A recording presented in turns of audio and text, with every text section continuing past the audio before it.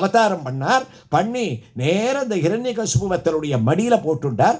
இத்தனை வரம் கேட்டமே, யாரோ ஒரு சுவாமி அழிச்சுட்டானேன்னு நினைக்காத, ஒவ்வொரு வரத்தையா கேளு. பிரம்மாவால சிருஷ்டிக்கப்பட்டேன்னு கேட்டேன். நாரணன் படைத்தான் நான்முகனை, பிரம்மாவை சிருஷ்டி பண்ணவன் நான்டா. அதனால அந்த ஒரு வரம் போறோம், உனக்கு பதிலே சொல்ல வேண்டிய அவசியம் இல்லை. இருந்தாலும் என்ன வரம் கேட்ட? என்னை பகலில் மரணம் வரக்கூடாது, ராத்திரியில் வரக்கூடாது. பகலும் இல்லை ராத்திரியும் இல்லை. பிரதோஷ காலத்தில் சந்தியா காலம்னு ஒன்று இருக்குன்றது, அந்தியம் போதுன்றதுக்கே நீ மறந்து போயிட்ட. அங்கே ஒன்றை போட்டுருக்கேன்.